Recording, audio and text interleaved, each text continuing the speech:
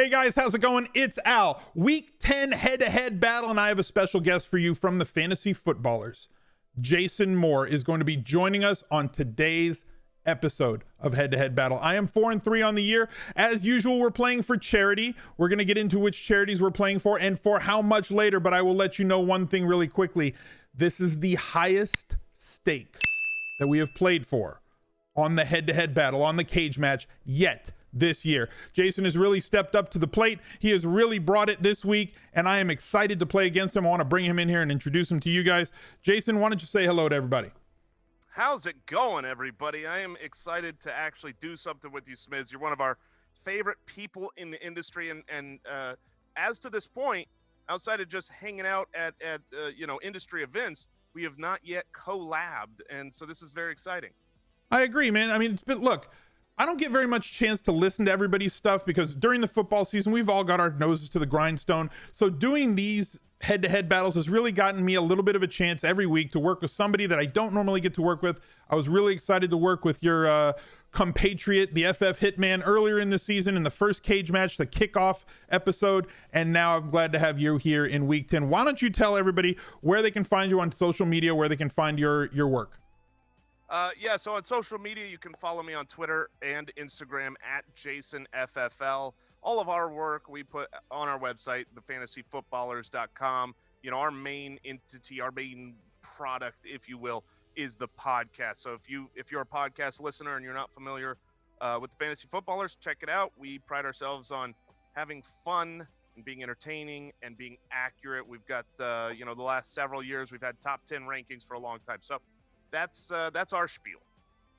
Well, one, how dare you have fun with fantasy football? That is not allowed.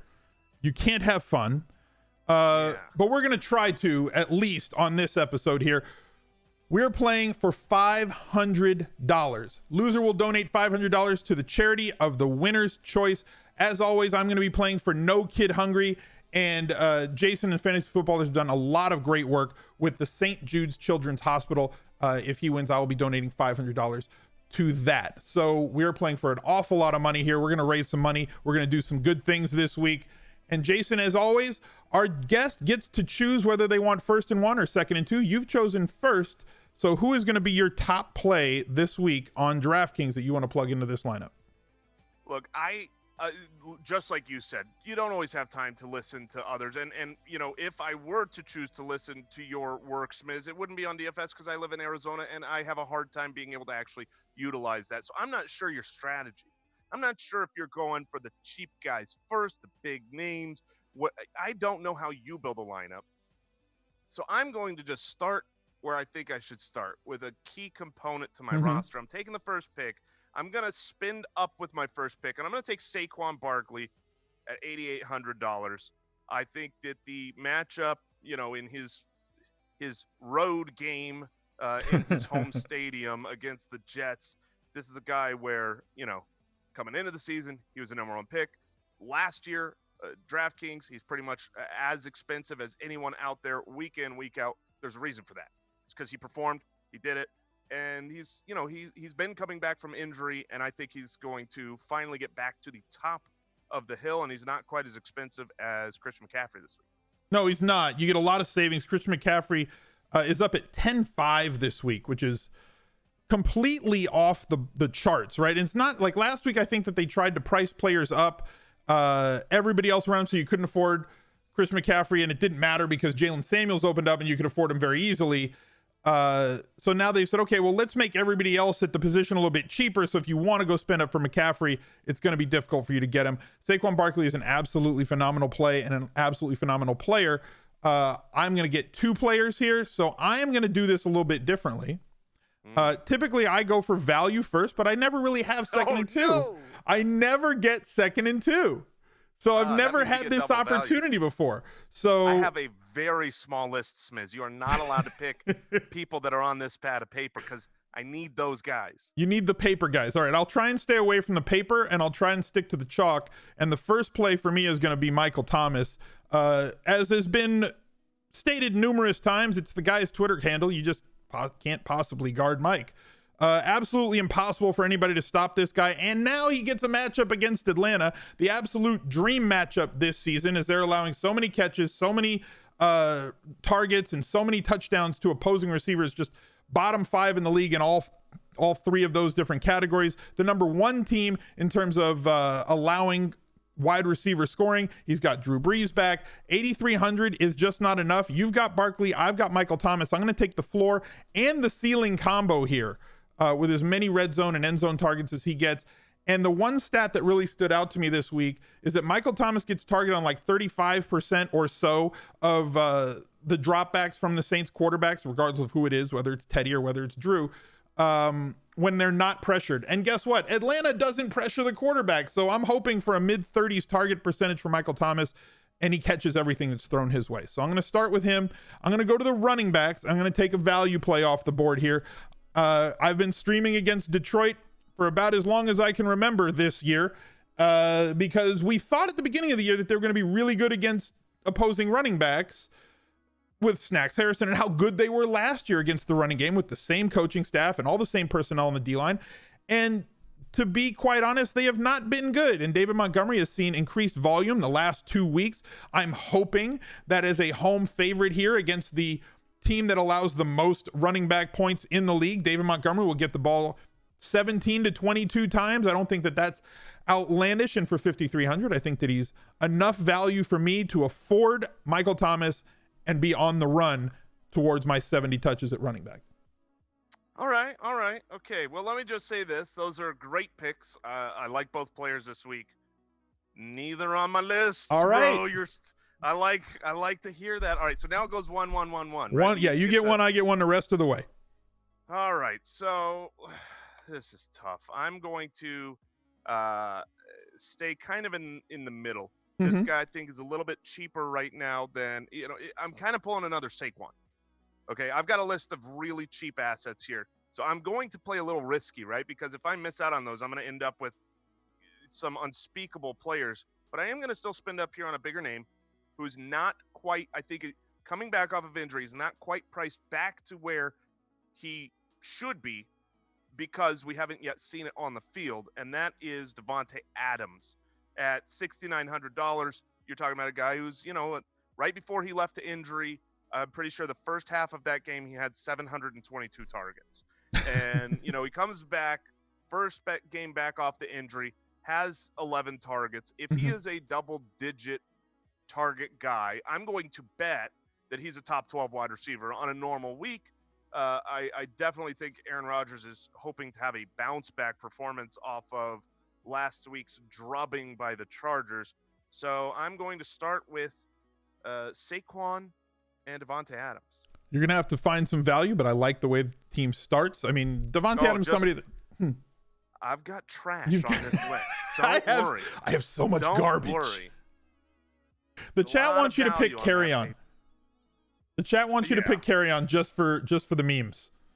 Yeah, I get it. He's kind of been my cup of tea. Unfortunately, he is also the injured reserve's cup of tea. So we're vying for his duties. Either I get him or the injured reserve does. One or the other.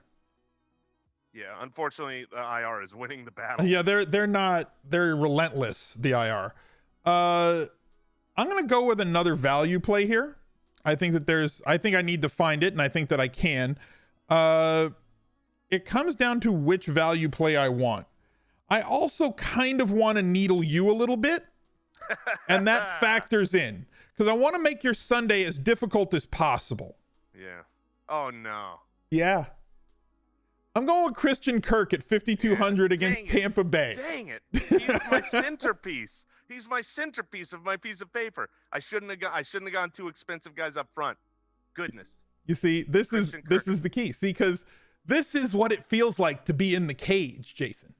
See? Oh, it doesn't feel good. It's an uncomfortable feeling. And Christian Kirk has been, when he's been healthy, has been very good. No less than 5 targets in any game. He's 5,200. And against Tampa Bay, another team that we've been streaming against, I like the matchups that I've got so far with this team. 5,200 is not that much. I still have a defense to drop the salary, to be a salary drop that's going to give me a better average price per salary moving forward. I still have 5,200 plus that defense spot. I think there's a couple of other values that I can get to allow me to spend where I kind of elsewhere where I want to spend. I like the way the team's wrapping up so far, starting off so far, and you have to watch and sweat that Cardinals game on Sunday. Look, I'm a Cardinals fan now. I've got to root against Christian Kirk, or you know what? Maybe I'll root for Christian Kirk because maybe I want to give St. Jude some money. Maybe I'm a charitable man. Yeah, that's what it is. Right. So I think I'm going to have to pivot here to my cheapest option, right? Just to make sure I can save some money here. You've put me in a little bit of a bind, and by you, I mean me. I've put myself in a bind by taking two higher price guys. So I'm going to go and scrape nearer the bottom of the barrel, a player that I actually have gone on record and say that I really like rest of season. And it doesn't feel good to say this, but DeVante Parker over the last several weeks has been a very serviceable guy. With Ryan Fitzpatrick slinging the ball, he doesn't care if he's covered. He's just going to keep throwing deep balls to DeVante Parker. Preston Williams is out of the way now. I'm going to keep trying to roll with the target numbers from Fitzmagic and put in a disgusting Dolphin into my lineup. So DeVante Parker at only $4,800. He will be my Christian Kirk pivot, and I saved $400. I would rather have spent $400 more dollars. Don't get me wrong, but Parker is in my lineup. Gross. You still have $4,900 left to spend. The defense is going to bring that price down a little, or raise that average remaining salary, because the defenses are always a little bit cheaper. I've got a couple of places that I can go. Now, the one rule in the cage match, it's Wednesday when we do these cage matches. So like, player statuses can change. The only way that you can change a player out of your roster is if they are inactive on Sunday. Then you can take that player out and put another player in that's not on your opponent's team. Oh, something you should have told me before we started. That's not, go on. That is the only way that you can do this. And I'm going to take a chance on a player here because I really like the matchup. I love the volume that he's been getting, and the price is solid. But he did have an MRI on Monday. No structural damage for Le'Veon Bell. He says he's pretty sore. I've always been of the belief and of the standpoint that they have outstanding pain-killing drugs in the NFL. And if there's no structural damage, that these guys can play through an awful lot of pain. It just comes down to pain management, which is usually helped out by the doctors. Le'Veon Bell against the Giants is in an absolutely smashed spot, at least as far as I can see. And at $6,900, the price is absolutely too nice for me to pass up. So Le'Veon Bell is in the lineup with that big, scary, red questionable tag. And if he's out, I can change him out on Sunday when inactives come out. Yeah. That makes sense. I'm glad I had a player written down that I was thinking, you know what, I'm gonna take him no matter what. But I'm more confident now because there's a chance he doesn't play, and if I can pivot, then I can take him. Whether I do it now or not is a big question to myself. So now you said I've got $4,900 left. You meant like per player, right? $4,900 per player, average remaining salary per player. Because I got a lot of players to fill here. I was like, okay, for $2. I'll take Jason Moore, wide receiver from the Los Angeles. You are not allowed to select yourself or your NFL. Or my namesake? Yes, your NFL namesake. All right, I am going, usually, I don't play DFS because of Arizona. Obviously, in, normal redraft keeper dynasty leagues, I'm a late round quarterback guy. I don't know how you feel, but looking through my list, there were a few players that I thought had good value, but I didn't really like the prospective fantasy points per dollar of most of the players. The guy that I really liked and who I was planning on building, I went and I looked at some tools and my rankings, and I looked and I was like, oh, I already know my centerpiece against you is going to be a Phillip Rivers, Hunter Henry stack. And then it's like, oh, they're not eligible. Yeah. They're not eligible for this. Well, that's great. Scratch them off. And so that left me with one quarterback that I liked, and it's Matt Ryan. Matt Ryan at 6,100 against New Orleans in a game that I think is going to be high scoring. New Orleans is clearly and obviously going to score all over Atlanta, and Matt Ryan can get the job done. Obviously, he needs to be on the field, so that rule helps me make this pick so that I can pivot if he is indeed inactive. You get that insurance policy. If he does not play, The worst case scenario is if they're active, but they're just active and they're not really playing, but they're just kind of on the field to look nice in a uniform. That's the worst case scenario for either of us here. Like if Bell just suits up, it doesn't play, or if Ryan suits up, it doesn't play. Kind of like David Johnson a few weeks ago. That would be awful. Yeah. The nice thing is I feel like at quarterback that's far less likely to It happen. is. It's more likely to strike me down than you. Right. Yes. All right. So and you've got to deal with Adam Gase, who makes the worst decisions as a head coach imaginable. So that would be a bad decision. It sounds right up his alley. And he makes the worst faces at press conferences too. You know that. See, there you go. There you have it. I've got 48.60 remaining per player. And I think that out of mercy, you selected a Miami Dolphin. So I feel that I should also select one in kind. Okay, that's very kind. Yes.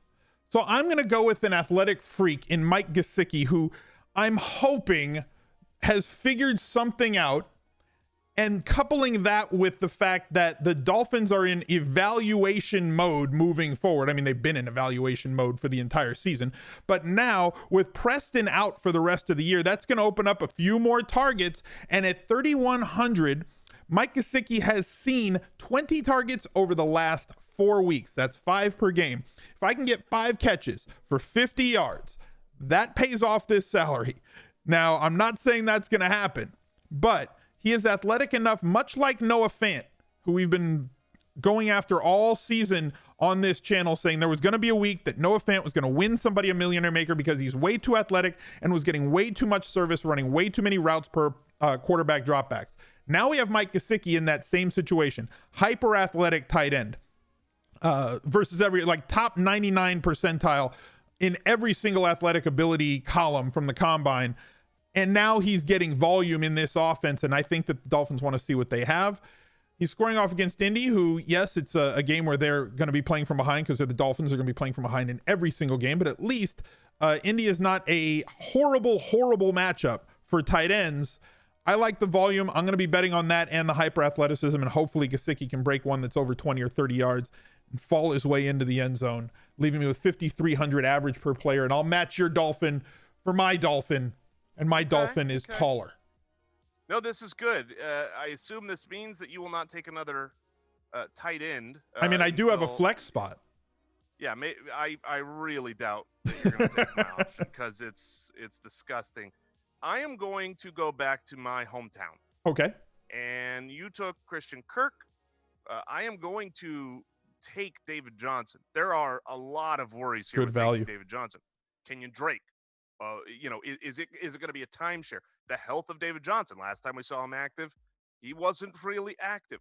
Not to mention Tampa Bay, who is not giving up fantasy points to the running back position. Here's how I look at it.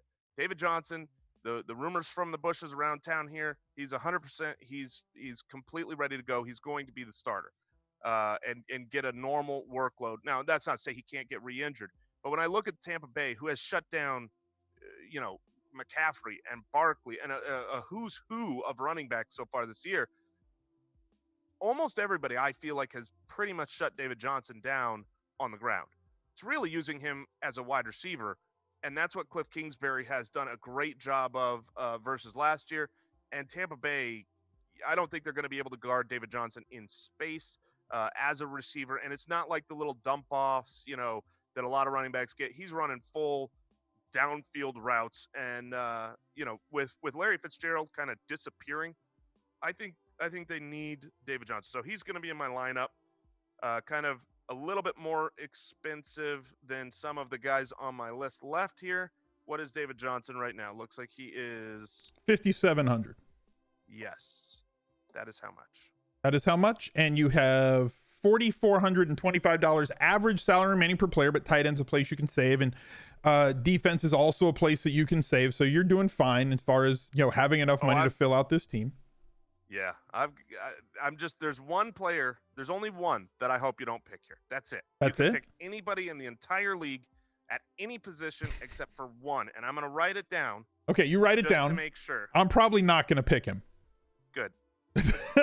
Good. Yeah, I don't see myself picking somebody that's going to be on your board right now. I'm kind of trying to do a thing here. Okay. And I'm going to have to apologize for doing this thing because I need a little bit of value. And you may be a little bit rock and roll, but he's a little bit country. And I'm looking at Dollywood Brown, AJ Brown at 4,300 here for the Tennessee Titans against Kansas City at home. Now, Kansas City's given up a ton of rushing yards to opposing running backs, and Henry is going to be very popular this week, but he doesn't really fit in the DraftKings mold. He has to score touchdowns, very touchdown dependent, has to get you 100 yards to get you that 3-point bonus. AJ Brown really good after the catch. Kansas City really bad at defending players after the catch. He's only 4,300 and has seen increased volume the past few weeks with the quarterback change in Tennessee. I like this spot. I like playing players against Kansas City because they typically play up in pace. Tennessee Titans, a very slow paced team, and they see better volume as Kansas City is allowing so many red zone trips per game to opposing teams, one of the worst in the league in terms of allowed red zone trips per game. So he's going to have scoring opportunities. I'm hoping that he can cash in on one of them for only 4,300. The risk really isn't all that high. So I'm going to take AJ, and that leaves me with 16,900 remaining in total. All right. That's good. It's not the player that I wrote down because the player I wrote down is not a player. Not a player. It's a team. I'm going defense right here because there's one to me that, they have not performed up to expectation in fantasy. They haven't been doing what we expect them to do for how good of a defense they are.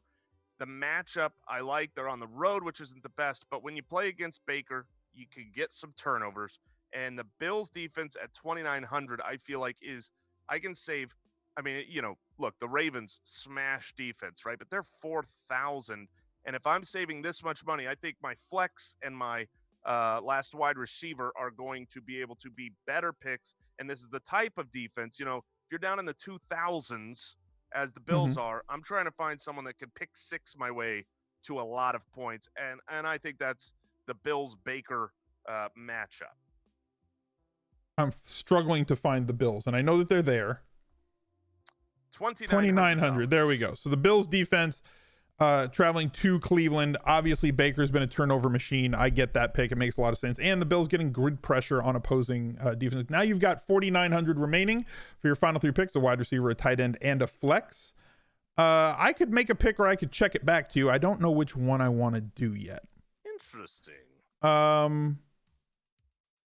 I cannot afford, I know chat is already going off, he should go get Christian McCaffrey. I cannot afford Christian McCaffrey. If I plug Christian McCaffrey into this lineup, as great as he is, I don't have enough money to afford a quarterback that's worth a damn. But I can do other things. And there are definitely things that are still on the table for me. And one of them is Alvin Kamara.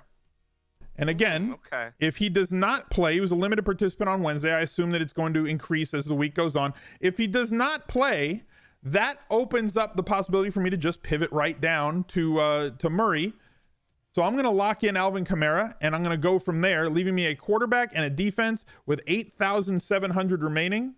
I'm pretty confident about where my team is sitting. I know I can get whatever quarterback I want because you can't block me, and I know I can get whatever defense I want because you can't block me. So now it's up to you to fill the rest of the skill position slots. So where are you at? That is a great pick. Alvin Kamara is going to feast against Atlanta. I am going to. So there are a handful of really good players, at cheaper prices. I'm trying to debate. Do I go for one of those guys now and risk I am gonna take one of these players because I've got a plan, and my plan starts. It's back with the Bills again. Wait, no, I'm changing my plan. Go ahead. Change it on the fly. I know you've got it locked up, but I just want to make sure I've got. I don't have anything locked up. You've got your tight end locked up. Oh, I've got tight end locked up, yes. You could argue it would be really stupid of me to take this tight end. But the thing is about having a stupid pick like that is you could also argue, even if it wasn't locked up, that this is a stupid pick. So that's really nice. And I'm going to do it because I like to live dangerously. OJ Howard is not going through the entire season without a big breakout game. And I know this is a little chalky in the sense that, oh, it's Arizona's defense. Arizona always gives up big performances to tight end. It just seems like, yeah, that's going to be easy and obvious and yada, yada. OJ Howard, is he even healthy? Is he going to play? I mean, they're saying he's, Bruce Arians said, good to go. But I think over the course of the season, OJ Howard has, a couple of big games. And we don't have that much time left. And if I had to project one of those games, it would certainly be against Arizona. One of the things about the Arizona defensive coordinator, he says his goal is to take out the number 1 weapon, the number 2 weapon. He's not caring about the number 3 weapon. Well, the number 1 weapon and the number 2 weapon are clearly Chris Godwin and Mike Evans. Mm-hmm. They are not worried about OJ Howard. They don't have the personnel to stop him. If he's back there, I think he can fall his way into a touchdown. I think he could get an 80-yard touchdown based on the defense of the Cardinals. So at 3,300, I'm just opening myself up 11,500, I believe, remaining for my last 2 players. Is that correct? I'm going to plug OJ Howard 11-5 for your last 2 players, a wide receiver and a flex. And I can't block you. I've filled all those positions. I just have a quarterback and a defense left to go. As chat has recognized, using the flow chart against the master. So I picked Kirk against you. You picked OJ Howard against Arizona against me, but also against your own Cardinals. This is some next level stuff that's going on right now. Going back to my pick. As I said, I'm a little mad that I couldn't get to Christian McCaffrey, but it is what it is. I picked all the other players that I liked on this lineup, and I've got some guys that in case they sit, I can do what I can. I cannot afford Lamar Jackson. Sad a little bit because he is so super good and gives me such a great floor that I've put myself in a position that I am going to get a stack, but it's going to be Ryan Tannehill. I mentioned how many red zone trips Kansas City allows. I'm hoping that every single one of them does not end in a Derrick Henry touchdown and Ryan Tannehill can throw a couple. He has had a couple of multiple touchdown games so far. He has looked very good at 5,100. If I can get 20 fantasy points from him, just 20. And considering that's what he did against Tampa Bay when he had 3 touchdowns, 193 yards. He's had 300 yards and gotten that bonus twice in the past 3 weeks. He's going to have to challenge for it this week if they're going to keep pace with Kansas City. If he can get you 300 yards and 1 touchdown, you're already pretty much at that 20-point mark. So I'm going to put in Ryan Tannehill and leave myself with 3,600 for a defense and special teams. And I know exactly where I'm going to go because you can't stop me. And I like where I'm sitting. And it's very similar over here. You can't stop me either. I cannot. I am going to go. I'm going to go with the Baltimore Ravens. Marquise Hollywood Brown at 5,100 against Cincinnati. This is one of those boom bust plays. Mm-hmm. If there's a world where he goes out there and ends up with 3 targets for 2 receptions and 36 yards, but there's also the world where he's the number 1 wide receiver on the week with this type of a play because of 2 bomb touchdowns. Lamar Jackson's been balling out. Nobody in the league, let alone on the Bengals, can stop Hollywood. So I'm going to take the fire pick with only 5,100 and throw him in my lineup, leaving me 6,400 to play with my flex. You want to throw your flex in? Go with your flex player right now. Throw him out there. I can't stop you. Oh, no. Oh, no. I want that time to make sure I perfect this lineup because good things come to those who wait.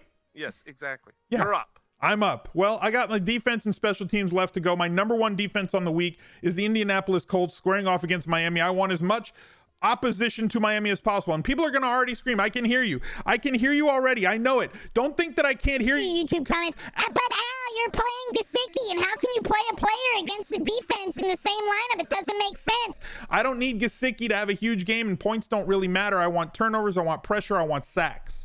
And I think that I can get that out of the Colts defense for 3,500. Gesicki can get there on volume alone and get me 1 touchdown and not kill my squad. But we have seen so much giving from this Miami defense, Miami offense giving to opposing defense and special teams that how can I not go with the Colts defense at home being one of the largest favorites on the week. I'm going to plug them, even though it negatively correlates to Mike Gesicki.